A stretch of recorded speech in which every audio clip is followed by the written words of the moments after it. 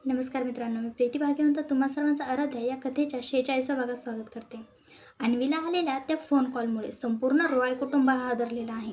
काय खरोखरच समर्थचा जीव हा धोक्यात अडकलेला आहे का शत्रूंनी पसरवलेलं हे एक जाळं आहे, हा एक डाव आहे. आणि सिंगापूरमध्ये आराध्या आणि आरू ही सुखरूप आहे का? आणि मिस्टर पार्कचं हे कोणतं रूप आहे जे समर्थच्या समोर येणार आहे? जाणून घेण्यासाठी आजचा हा भाग शेवटपर्यंत नक्की पहा. हॉलमध्ये पसरलेली ती भयानक शांतता कोणत्या वादळापूर्वीच्या शांततेपेक्षा अधिक भीतीदायक होती. आणि तन्वीची ती भीषण हृदयद्रावक अवस्था पाहून नव्या आणि अवनीच्या काळजाची धडधड इतकी वाढली होती की त्या स्वतःच्या हृदयाचे ठोके चक्क कानात ऐकू शकत होत्या. कारण तन्वीचे संपूर्ण शरीर एखाद्या बर्फासारखे गारठलेले, थंडी वाजल्यासारखे थरथरत होते आणि तिचे डोळे भीतीने पूर्णपणे पांढरे पडले होते. जणू काही तिने आपल्यासमोर साक्षात मृत्यूलाच उभे असलेले पाहिले असावे. तिची ती अत्यंत दयनीय आणि केविलवाणी अवस्था होती. नव्या आणि अवनीने क्षणाचाही विलंब न लावता धावत जाऊन तिला दोन्ही बाहूंमध्ये घट्ट सावरले आणि तिला आधार देण्याचा प्रयत्न केला. मात्र तन्वी त्या क्षणी शुद्धीवर नव्हतीच. ती पूर्णपणे कन्फ्यूज झालेली होती आणि तिचे शब्द तिच्या घशातच अडकले होते. तिची जीभ जड झाली होती आणि ती फक्त खूप रडता रडता अत्यंत तुटक आवाजात ओरडत होती, "वहिनी, माझा समर्थ संकटात आहे. त्याला गोळी लागली आहे. कोणीतरी त्याला मारण्याचा प्रयत्न केला आहे. माझा समर्थ आता या जगात नाही की काय?" असे बोलताच तिच्या मनाची भीतीचा बांध फुटला आणि तिने स्वतःच्या दोन्ही हातांनी स्वतःचे डोके जोरात बडवून घेण्यासाठी सुरुवात केली. तिची ही अवस्था पाहून नव्या आणि अवनीच्या अंगावर काटा आला. तन्वी झटकन उभी राहिली. तिने आपल्या डोळ्यातील ते गरम आसू आपल्या हाताने जोरजोरात पुसले आणि मोठ्या आवाजात घराच्या छतालाही हादराल बसेल असे सुरात ओरडून म्हणाली, "समर्थला आता माझी नितांत गरज असेल. मला त्याच्याकडे आत्ताच्या आत्ता जायचे आहे. हो, मी आत्ताच त्याच्याकडे जाणार." आणि ती एखाद्या शुद्ध हरपलेल्या वेडीसारखी मुख्य दरवाजाच्या दिशेने धावू लागली. तिच्या मागे नव्या आणि अवनी सुद्धा मोठ्याने ओरडत धावल्या. पण तन्वीचा वेग एखाद्या वेगवान वादळासारखा होता. तिला पकडणे त्या क्षणी कोणालाच शक्य नव्हते. मात्र जशी ती दरवाजाच्या उंबरठ्यावर पोहोचली, तिथे आधीच डिप्लो असलेले 2 धिप्पट आणि उंच पुरा बॉडीगार्ड्सनी आपले पोलादी हात आडवे केले आणि तिला बाहेर जाण्यापासून रोखले. तन्वी संतापाने आणि दुःखाने अक्षरशः ओरडू लागली की, "काय करताय तुम्ही? मला सोडा. मला माझ्या समर्थकडे जाऊ द्या. त्याला माझी गरज आहे. तो हॉस्पिटलमध्ये रक्ताच्या थारोळ्यात पडला असेल. त्याची तिथे तडफड होत असेल." पण ते अंगरक्षक एखाद्या दगडाच्या निर्जीव मूर्तीसारखे आपल्या जागेवरून 1 इंचही हलले नाही. तन्वीने त्यांच्या रुंद छातीवर आपल्या नाजूक हातांनी वारंवार प्रहार करत पुन्हा पुन्हा ओरडून सांगितले की, "मी तुम्हाला ऑर्डर देत आहे की बाजूला व्हा. तुम्ही तुमचे शिष्टाचार विसरलात का?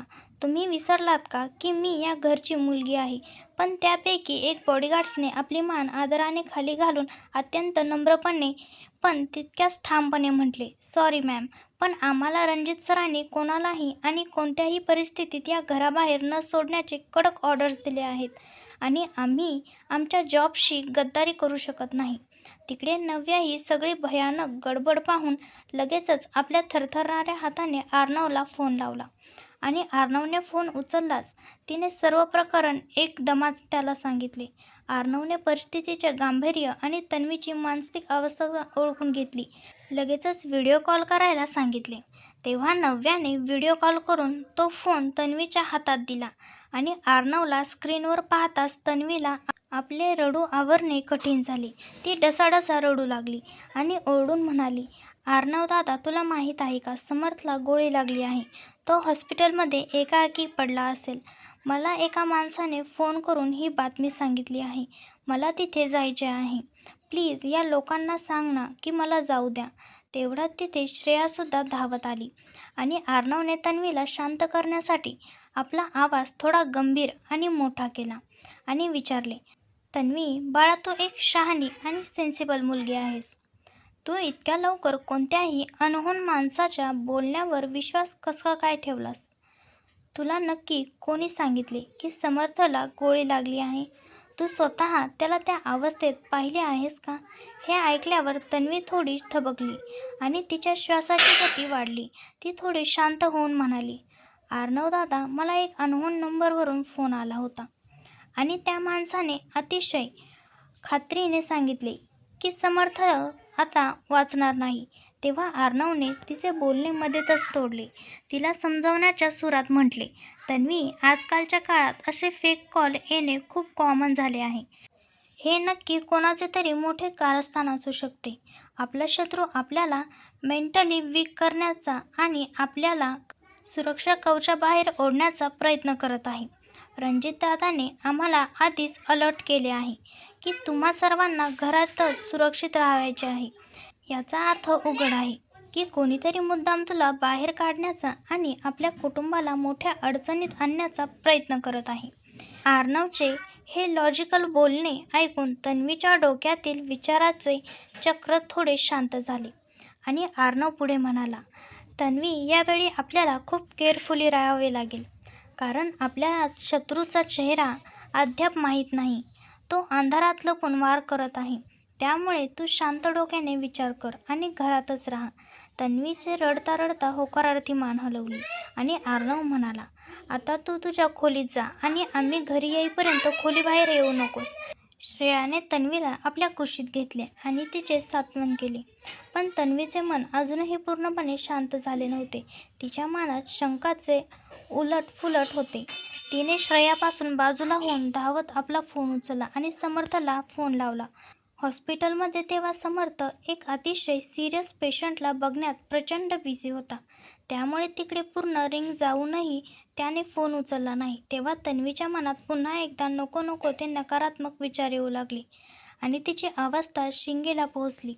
तिने आपल्या गळ्यातील मंगळसूत्राला इतके घट्ट पकडले होते की तिच्या हाताच्या नसा ताणल्या गेल्या होत्या. तिने पुन्हा एकदा फोन केला, पण दुसऱ्यांदाही समर्थने फोन घेतला नाही. तन्वीला आता वाटू लागले की खरोखरच काहीतरी विपरीत घडले आहे. जेव्हा तिने चौथ्यांदा आपल्या थरथरत्या बोटांनी फोन लावला, तेव्हा अखेर दुसऱ्या बाजूने फोन उचलला गेला आणि समर्थचा तो नेहमीचा शांत आणि धीर गंभीर आवाज तिच्या कानावर पडला. काय झाले जान, तू इतका फोन का करतेस? मी एका इमर्जन्सी पेशंटसोबत होतो. नक्की काय झाले आहे आणि तुझा आवाज असा का येतोय? समर्थचा तो आवाज ऐकताच तन्वीचा जीव जणू तिच्या शरीरात परत आला आणि तिच्या डोळ्यातील भीतीचे पाणी आनंदाने गालावरून ओघळू लागले. तिने एक मोठा हुदका दिला आणि समर्थ तो हुदका ऐकून प्रचंड हादरला. त्याला कळून चुकले की नक्की काहीतरी भयंकर घडले आहे. तो म्हणाला, तन्वी, रडू नकोस. मला स्पष्ट सांग, काय झाले आहे? तुला कोणी काही बोललं का? घरी काही प्रॉब्लेम झाले आहे का? समर्थ विचारत असताच घाईघाईने आपली बॅग भरू लागला आणि आपले स्टेथोस्कोप काढून कपाटात ठेवले, कारण तन्वीच्या त्या हुदक्याने त्याच्या मनात भीतीचे काहूर माजले होते. तो आता हॉस्पिटलमध्ये एक सेकंदही थांबू शकत नव्हता. तो कॅबिनच्या बाहेर पडणार तेव्हाच तन्वीचा रडवलेला आवाज मोबाईलमधून आला, I love you Samarth. Please तू आत्ताच्या आत्ता घरी ये. मला तुला माझ्या डोळ्यासमोर बघायचं आहे. मला खूप भीती वाटत आहे. तिचा तो आर्त आणि व्याकुळ आवाज समर्थाच्या काळजाला घर पाडून गेला. त्याने तिला आश्वासन दिले की जान, मी आत्ताच हॉस्पिटलमधून निघलोय. तू रडणे थांबव. मी पुढच्या अर्ध्या तासात तुझा हात पकडून तुझ्या समोर उभा असेल.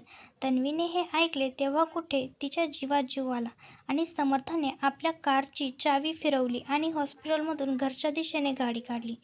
रस्ते संध्याकाळच्या गर्दीने आणि ट्रॅफिकने तुंडूप भरलेले होते, पण समर्थाने आज कशाचीच पर्वा न केली. जो रस्ता पार करायला किमान 45 मिनिटं लागतात, तो रस्ता त्याने अत्यंत जोखमी पत्करून रेस ड्रायव्हिंग करत आणि ट्रॅफिक सिग्नल्स तोडत फक्त 25 मिनिटात पार केला. तो धावतच घरात शिरला आणि तन्वीने त्याला जिवंत आणि सुखरूप पाहताच धावत जाऊन त्याला घट्ट मिठी मारली. समर्थाने तिचे डोके आपल्या रुंद छातीवर दाबले आणि तिच्या मऊ केसावर हात फिरवत विचारले, नक्की झाले काय आहे बाळा? तू इतकी का घाबरलेली आहेस?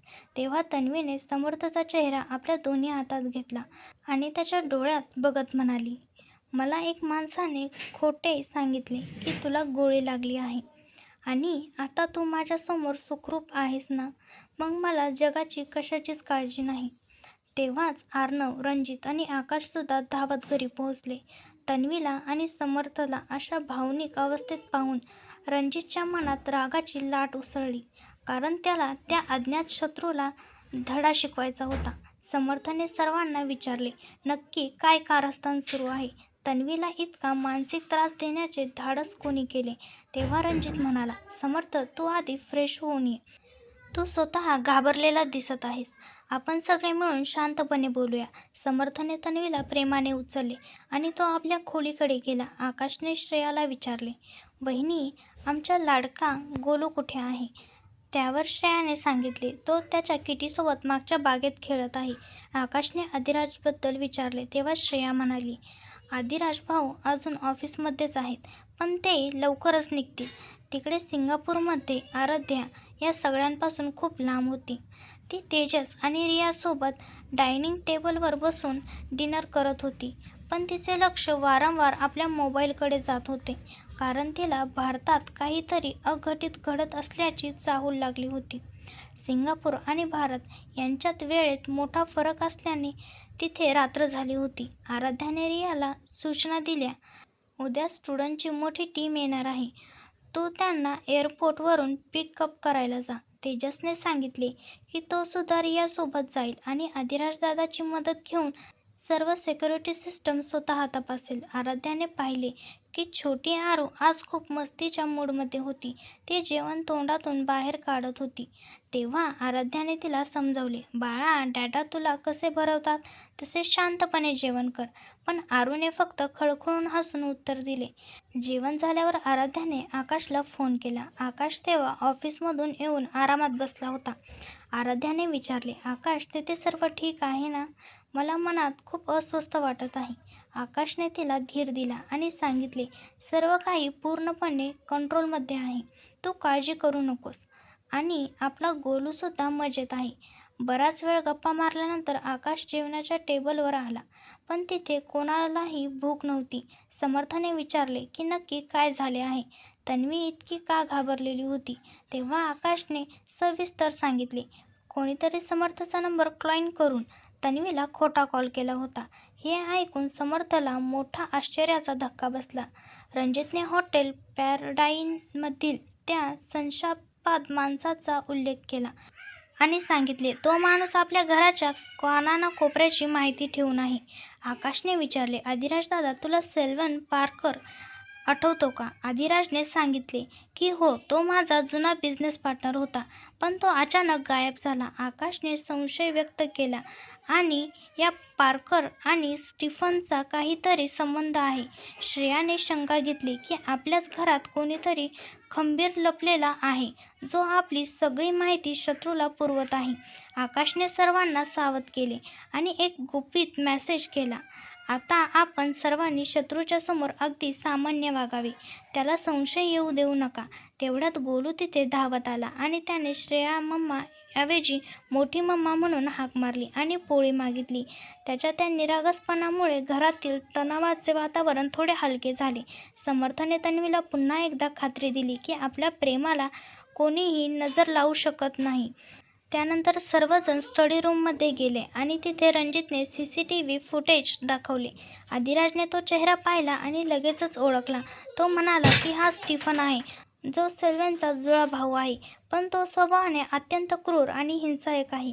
त्याच्या वडिलांनी सगळी मालमत्ता सेल्वनच्या नावावर केली म्हणून स्टीफनला त्याचा हेवा वाटायचा आणि कदाचित सेल्वनच्या अचानक गायब होण्यामागे सुद्धा स्टीफनचाच हात आहे.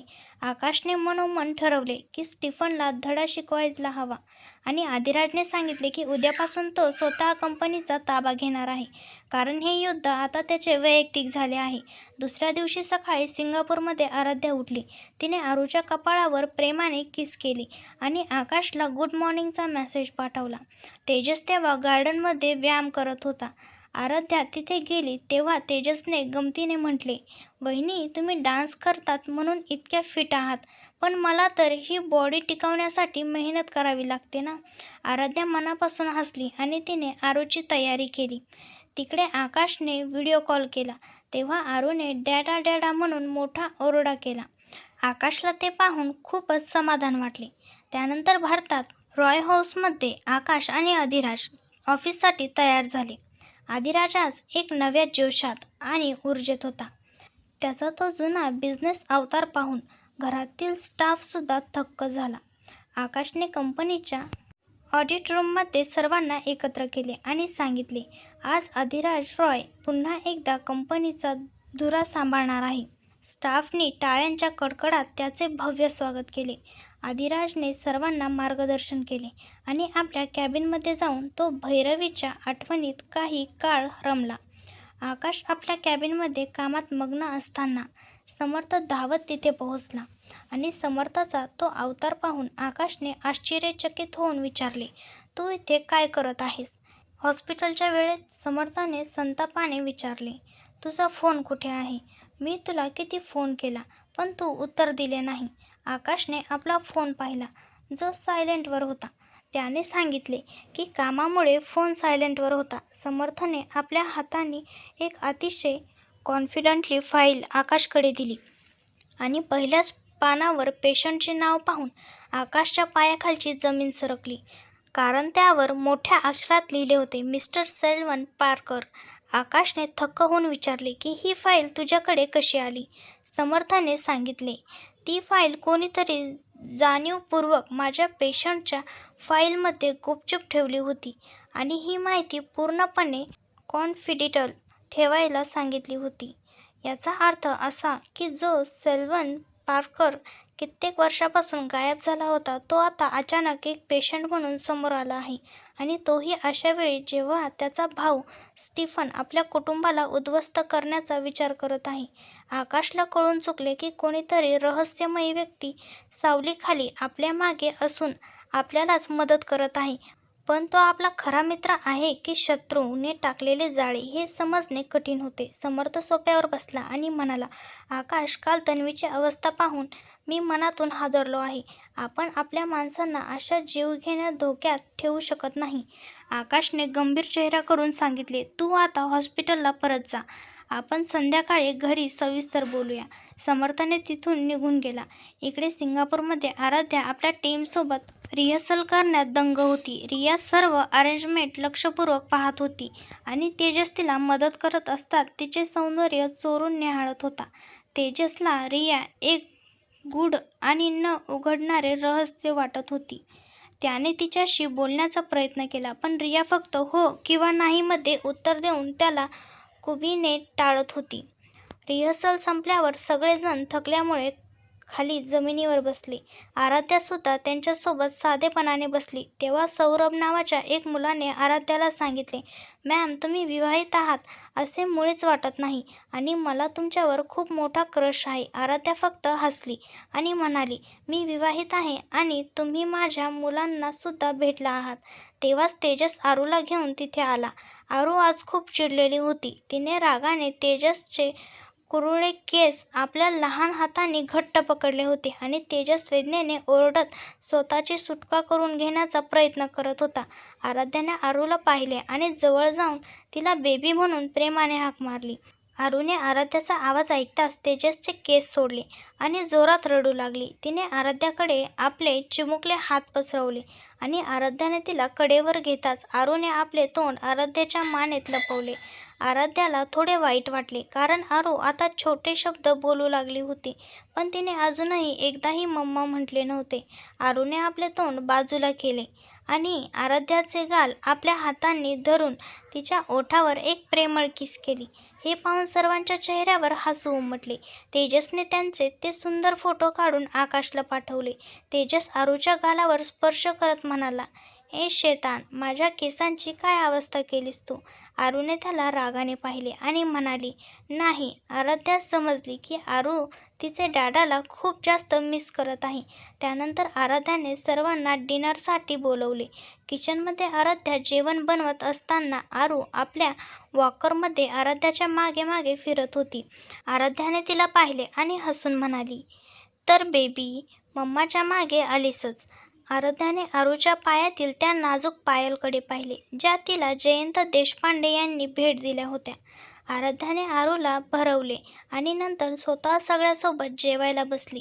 जेवताना आराध्याने रियाला विचारले, तुझ्या बाबांनी तुझ्यासाठी स्थान शोधणार असल्याचे सांगितले होते. रियाचे हात त्याच क्षणी थांबले. तिने सांगितले की हो, आता मी 24 वर्षाची झाली आहे, त्यामुळे त्यांनी माझे लग्न ठरवले आहे आणि ते जे सांगतील तिथेच मी लग्न करेल. तेजस रियाकडे एकटक आणि व्याकुळ नजरेने बघत होता. डिनरनंतर आराध्या आपल्या रूममध्ये आली आणि तिने आकाशला व्हिडिओ कॉल लावला. आरूने फोन खेचून घेतला आणि आकाशला पाहून ती आनंदाने खिदळू लागली. आराध्याने पाहिले की आकाश खूप थकलेला दिसत आहे, पण त्याच्या चेहऱ्यावर एक समाधान आहे. आकाशने सांगितले, आदिराजदादांनी पुन्हा कंपनी सांभाळली आहे आणि तो खूप आनंदी आहे. आराध्याने त्याची फिरकी घेत म्हटले, आता तरी माझा रागीट पती माझ्यासाठी थोडा वेळ काढेल आणि त्या कामाच्या फोनपासून लांब राहील. आकाशला हसू आले. त्याने आराध्याला सांगितले की आरूने तुला किस केल्याचे फोटो मला तेजसने पाठवले आहे आणि ते पाहून माझे अर्ध टेन्शन पळाले आहे. आराध्याने विचारले की तुला कसे कळले? तर आकाश फक्त हसून म्हणाला, मला सगळं माहीत असते. आकाशने आरूला झोपायला सांगितले आणि स्वतः डिनरसाठी खाली गेला. आता हे मोठं रहस्य कायम होतं की ती कॉन्फिडेंशियल फाईल समर्थपर्यंत कोणी पोहोचवली आणि स्टीफनचा पुढचा जीव घेणं डाव नक्की काय असेल. तर मित्रांनो, रॉय कुटुंबावर धोक्याचे जाळे हे अधिकच घट्ट होत आहे. जरी अधिराजने स्वतःला कंपनी चालवण्यासाठी सज्ज केलेलं असलं तरीही समर्थला भेटलेली ती गोपनीय माहितीमुळे आकाशची रातोरातची झोप उडालेली आहे. तर मित्रांनो, कोण असेल तो अज्ञात व्यक्ती जो रॉय कुटुंबाला मदत करतोय हे मला कमेंटमध्ये नक्की कळवा. आणि व्हिडिओ आवडला असेल तर लाईक, शेअर आणि सबस्क्राईब करायला विसरू नका. मी प्रीती भाग्यवंत तुमची रजा घेते. भेटूया पुढील भागात. तोपर्यंत पाहत राहा आराध्या.